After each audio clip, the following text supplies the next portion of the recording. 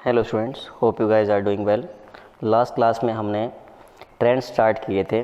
आज हमारे पास most probably इसमें हम और ट्रेंड्स के बारे में बात करेंगे। नेक्स्ट है हमारे पास metallic and non metallic character. तो हम इसकी बात करेंगे पीरियड में भी और ग्रुप में भी। पीरियड हमारे पास कौन से होते हैं? जो हमारे पास हॉरिजॉन्टल रोज आएंगी उनको तो हम क्या बोलते हैं? पीरियड्स बोलते हैं। जो वर्टिकल कॉलम्स हमारे पास आते हैं उनको हम क्या बोलते हैं? ग्रुप्स बोलते हैं। तो पहले हम डिस्कस करेंगे metallic and non metallic character along the period. तो इसमें हम सिंपल से एग्जांपल लेके सीखते हैं। हमारे पास एक चीज़ होती है, आपने देखा होगा टेबल हमारे पास कुछ ऐसी आती है। यहाँ हमारे पास एस ब्लॉक आता है, फिर हमारे पास डी ब्लॉक आता है, फिर हमारे पास यहाँ पे आता है पी ब्लॉक। आपको पता है एस ब्लॉक में सारे क्या होते हैं? मेटल्स होते हैं। डी ब्लॉक में हमारे पास क्या आएंगे? सारे मेटल्स आएंगे। पी ब्लॉक में क्या होते हैं? मेटल्स भी होते हैं, मेटलॉइड्स भी होते हैं, और हमारे पास क्या होते हैं? नॉन मेटल्स भी होते हैं। अब हमारे पास यहाँ पे तीन चीज़ें क्या निकल के आई कि हमारे पास जैसे ही मैं लेफ़्ट से राइट मूव करना स्टार्ट करूँगा तो आपको यहाँ मेटल्स मिलेंगे, यहाँ मेटल्स मिलेंगे, यहाँ metals, metalloids and non metals. तो मैं कहाँ मूव कर रहा हूँ? मैं मूव कर रहा हूँ from metal to non metal side. तो हमारे पास बेसिकली यहाँ पे चीज़ क्या आ रही है? मैं मूव कहाँ कर रहा हूँ? Metal to non metal side. मतलब बेसिक सी बात क्या हो गई कि हमारे पास जो मेटालिक कैरेक्टर है वो घटता जा रहा है, और जो नॉन मेटालिक कैरेक्टर है वो हमारे पास क्या हो रहा है? बढ़ता जा रहा है। तो इसको समझते हैं। हमारे पास क्या लिखा हुआ है? On moving from left to right in a period, metallic character हमारे पास क्या करता है? डिक्रीज़ करता है, जबकि जो नॉन मेटालिक कैरेक्टर हमारे पास वो क्या करेगा? इंक्रीज़ करेगा। बिकॉज ऐसा क्यों हुआ? बिकॉज जो नंबर ऑफ वैलेंस इलेक्ट्रॉन है हमारे पास वो इंक्रीज़ कर रहे हैं लेफ़्ट से राइट। तो जैसे हमारे पास नंबर ऑफ वैलेंस इलेक्ट्रॉन बढ़ते जाएंगे तो जो टेंडेंसी है किसी भी एलिमेंट की उनको लूज करने की वो क्या हो जाएगी? कम होती जाएगी। इसको समझिए, हमारे पास है लिथियम दे रखा है। लिथियम कितना है? 3। तो इसको मैं लिखूँगा 2 और 1। तो हमारे पास एक इलेक्ट्रॉन लूज कर, यहाँ पे देखो दो पॉसिबिलिटी हमारे पास, या तो ये एक इलेक्ट्रॉन लूज करे या 7 गेन करे। तो कौन सा काम आसान है हमारे पास इसके लिए? एक लूज करना आसान है, अच्छा मेटल है। सेम हमारे पास किस में आएगा? बेरिलियम में आएगा। ऐसे 2 आ जाएगा। मैं बात करता हूँ मान लो फ्लोरीन की, कितना है? 9। क्या आएगा? 2 और 7। तो 7 इलेक्ट्रॉन लूज करे या एक गेन करे, तो एक गेन करना हमारे लिए क्या है? काफ़ी इजी है एज़ कम्पेयर टू 7 लूज करना। तो हमारे पास यहाँ पे क्या हो रहा है? टेंडेंसी यहाँ तो लूज करने की इलेक्ट्रॉन है वो हमारे पास ज़्यादा है, लेकिन हमारे पास यहाँ पे क्या आ गया? टेंडेंसी जो गेन करने की है वो हमारे पास उससे कहीं ज़्यादा हो गई है। तो हमारे पास बेसिकली यहाँ पे चीज़ क्या निकल के आ रही है कि हमारे पास जो मेटालिक कैरेक्टर है वो आपके पास डिक्रीज़ करता रहेगा, और जो नॉन मेटालिक कैरेक्टर हमारे पास वो क्या करेगा? इंक्रीज़। आप एग्जांपल से देख भी सकते हो, हमारे पास लिथियम, बेरिलियम क्या होते हैं? मेटल्स होते हैं हमारे पास, और ये सारे हमारे पास क्या होते हैं? Non metals. समझें क्या क्या कि यहाँ से यहाँ तक हमारे पास क्या हो रहा है? मेटालिक कैरेक्टर डिक्रीज़ कर रहा है। और एग्जाम्पल देख लो हमारे पास, आप अगले पीरियड में अगर हम बात करें तो क्या है? सोडियम, मैग्नीशियम, एल्यूमिनियम क्या है हमारे पास? मेटल्स हैं। सिलिकॉन हमारे पास क्या है? मेटलॉइड है। और बाकी हमारे पास क्या है? Non metal. तो जो मेन चीज़ यहाँ पे आ रही है वो क्या आ रही है कि जो मेटालिक कैरेक्टर है वो आपके पास घटता जा रहा है, जबकि जो हमारे पास नॉन मेटालिक कैरेक्टर है वो आपके पास क्या हो रहा है? इंक्रीज़ करता हुआ चला जा रहा है। तो हमें ये ट्रेंड ध्यान रखना है, कैसे इंक्रीज़ कर रहा है, कैसे डिक्रीज़ कर रहा है, क्या इसका एग्जैक्ट रीज़न हमारे पास आएगा। अगली हम बात करते हैं ग्रुप में। तो ग्रुप में हमारे पास 2 केस आएंगे। मेटल्स में हम अलग समझ पाएंगे इस चीज़ को, और नॉन मेटल्स में अलग, क्योंकि हमारे पास मेटल्स की प्रॉपर्टी होती है इलेक्ट्रॉन को लूज करना, जबकि नॉन मेटल प्रॉपर्टी हमारे पास क्या होती है? इलेक्ट्रॉन्स को गेन करना। तो पहले हम बात करते हैं मेटल्स वाले केस में। तो मैं जैसे ही मूव कर रहा हूँ down the group, metallic character हमारे पास, या बोले इसको हम इलेक्ट्रोपॉजिटिव कैरेक्टर, दोनों ही क्या हो रहे हैं? बढ़ रहे हैं। ऐसा क्यों? क्योंकि हमारे पास जो साइज़ है वो बढ़ता जा रहा है। डाउन द ग्रुप जाते हैं तो साइज बढ़ रहा है। इसका रीज़न क्या है ये आप कमेंट सेक्शन में बताएंगे। तो हमारे पास इसने क्या बताया कि डाउन द ग्रुप जा रहे हैं, हमारे पास साइज बढ़ रहा है, और अगर साइज बढ़ गया तो हमारे पास ये मान लो कोई बॉन्ड लेंथ, इसको तोड़ना हमारे लिए क्या हो जाएगा? ईजी। मतलब इसके जो फोर्स ऑफ अट्रैक्शन हैं वो क्या हो जाएंगे? वीक हो जाएंगे। अगर फोर्सेस वीक हैं तो वहाँ से इलेक्ट्रॉन निकालना हमारे लिए क्या हो जाएगा? ईजी। और जहाँ से इलेक्ट्रॉन निकालना ईजी, उसी को हम क्या मानते हैं? अच्छा मेटल मानते हैं। तो हमारे पास क्या हो गया? Force of attraction nucleus and valence electron क्या हो जाएगा? डिक्रीज कर जाएगा। तो इजी हो जाएगा आपको वहाँ से इलेक्ट्रॉन निकालना आउटर मोस्ट शेल से।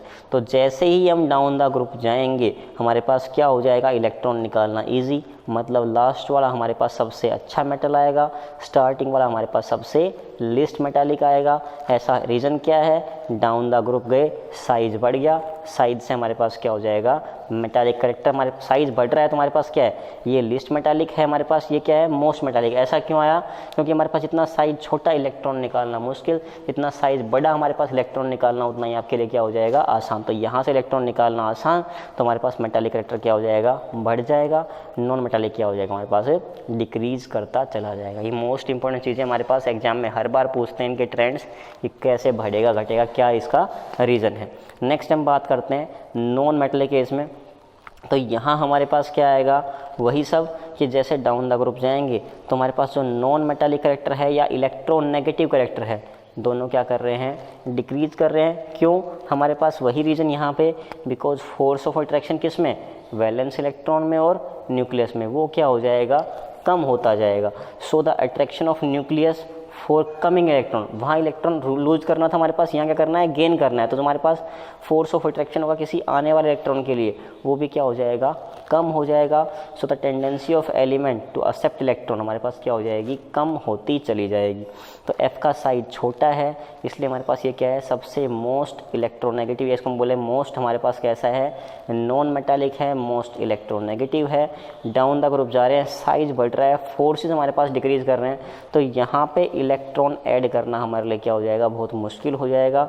और यहाँ इलेक्ट्रॉन ऐड करना हमारे लिए क्या हो जाएगा, ईजी। इसलिए डाउन द ग्रुप जो हमारे पास नॉन मेटालिक करेक्टर है वो डिक्रीज करता है, मेटालिक हमारे पास क्या करता है, इंक्रीज करता चला जाएगा। नेक्स्ट है हमारे पास एसिडिक एंड बेसिक करेक्टर। तो आपको सीधी सी बात पता है, जितने भी मेटल होते हैं और जो मेटल के ऑक्साइड्स हमारे पास आएंगे वो हमेशा कैसे होते हैं, बेसिक। और हमारे पास जो नॉन मेटल ऑक्साइड्स होते हैं वो हमारे पास कैसे मिलेंगे, आपको एसिडिक मिलने वाले हैं। तो हमारे पास जो ट्रेंड आया है मेटालिक और नॉन मेटालिक का, हमारे पास सेम वही ट्रेंड आएगा किसका, आपके पास है एसिडिक और बेसिक करेक्टर है। क्यों कि जो मेटल होंगे वो हमेशा क्या बनाएंगे, मेटल ऑक्साइड, और वो कैसे मिलेंगे आपको, हमेशा बेसिक मिलने वाले। तो हमारे पास क्या बोल दिया, पहले हम पीरियड में बात कर रहे हैं, तो हमारे पास क्या हुआ, जैसे हम लेफ्ट से राइट गए, सबको पता है जनरली जो मेटल ऑक्साइड होते हैं वो कैसे नेचर के होते हैं, बेसिक होते हैं। जो नॉन मेटालिक होते हैं वो कैसे होते हैं, एसिडिक नेचर के। तो जैसे हम लेफ्ट से राइट जाएंगे, जो बेसिक करेक्टर है हमारे पास वो क्या करेगा, डिक्रीज, एसिडिक क्या करेगा, इंक्रीज। ऐसा क्यों हुआ, क्योंकि बातें किस पे डिपेंड कर रही है सारे हमारे पास, क्योंकि हमारे पास क्या हुआ था, मेटालिक करेक्टर डिक्रीज किया था, नॉन मेटालिक हमारे पास क्या किया था, इंक्रीज। तो हमारे पास सेम वही ट्रेंड दिखा रखा है। ये दोनों मेटल्स थे इसलिए बेसिक आए हैं। हमारे पास ये एम्फोटेरिक है, सॉरी एम्फोटेरिक लिखा हुआ हमारे पास, ये एम्फोटेरिक, AMPHO, ये हम पढ़ चुके हैं मेटल एम्फोटेरिक क्या होता है, एम्फोटेरिक हमारे पास। और ये हमारे पास सारे कैसे हैं, एसिडिक हैं। तो हमारे पास वही सेम चीज़, जो हमारे पास क्या आएंगे, नॉन मेटल्स के आएंगे वो एसिडिक आएंगे, मेटल्स के क्या आएंगे हमारे पास बेसिक आएंगे। तो हमारे पास बेसिक करेक्टर क्या कर रहा है, डिक्रीज कर रहा है, एसिडिक वाला क्या करेगा, इंक्रीज करेगा। लास्ट है हमारे पास केमिकल रिएक्टिविटी की बात कर लेते हैं। हमारे पास इसमें क्या आया, जैसे हम लेफ्ट से राइट मूव कर रहे हैं तो हमारे पास इसकी वैल्यू देखते हैं, पहले क्या बोल दिया इसने, डिक्रीज कर रही है, फिर हमारे पास क्या कर रही है, इंक्रीज। ऐसा क्यों हुआ, हमने एलिमेंट्स लिख दिए लिथियम से लेके नियोन तक, हमारे पास वही 3 से लेके हमारे पास कहाँ तक आ गई है, 10 तक। हम क्या लिख लेंगे, इसकी वैल्यू से इलेक्ट्रॉन निकाल सकते हो, 3 वाला क्या आएगा, 2 1 2 2 2 3। तो हमारे पास मैंने खाली क्या दिखा रखे हैं यहाँ पे, वैलेंस इलेक्ट्रॉन। अब देखिए हमारे पास यहाँ से क्या है, मेटल है, एक इलेक्ट्रॉन निकालना आसान, क्या हो गया, मोस्ट रिएक्टिव। यहाँ से 2 निकालने थोड़ी और मुश्किल होंगे, 3 निकालने और मुश्किल, 4 तो क्या करता है, शेयरिंग करता है, इलेक्ट्रॉन ना निकालता है ना हमारे पास क्या करता है, ये गेन करता है। जो 5 वाला होगा हमारे पास, ये क्या करेगा, 5 लूज करे या 3 गेन करे, तो 3 गेन करना चाहेगा, ये 2 गेन करेगा, ये 1 करेगा, हमारे पास ये 1 भी तो नहीं करेगा। तो हमारे ये तो कैसा हो गया, अनरिएक्टिव। जो हमारे पास अल्टरनेटिव है ये हमारे पास क्या आ गए, मोस्ट रिएक्टिव। तो हमारे पास सीधी सी बात ये है कि यहाँ से लेके यहाँ तक 4 तक रिएक्टिविटी हमारे पास क्या करेगी, पहले तो यहाँ से यहाँ तक डिक्रीज़ करना स्टार्ट करेगी और फिर हमारे पास क्या करेगी, इंक्रीज़ करना स्टार्ट करेगी। तो हमारे पास ये ट्रेंड किसका हो गया, केमिकल रिएक्टिविटी का। इसको हम किसके बेस पे एक्सप्लेन करते हैं, सारा आउटर इलेक्ट्रॉनिक कॉन्फिगरेशन के बेस पे हमारे पास।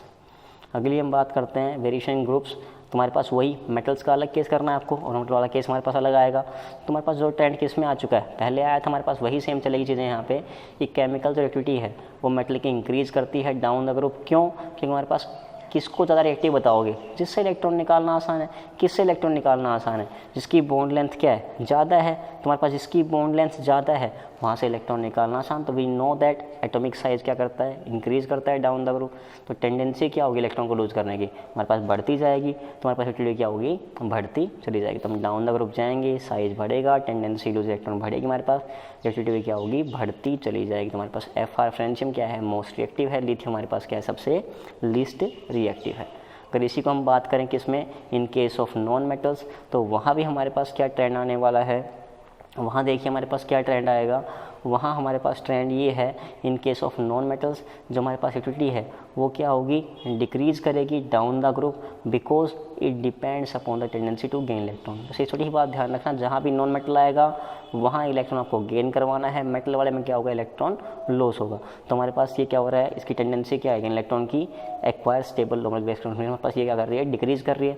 इसलिए हमारे पास क्या आएगा? सीधा सा हम डाउन द ग्रुप जा रहे हैं, साइज़ तो बढ़ रहा है लेकिन हमारे पास टेंडेंसी नहीं, हमारे पास क्या हो रही है? डिक्रीज़ हो रही है। इसलिए हमारे पास क्या होगी? रिएक्टिविटी भी डिक्रीज़ करती चली जाएगी। इसलिए हमारे पास फ्लोरीन क्या है? मोस्ट रिएक्टिव है।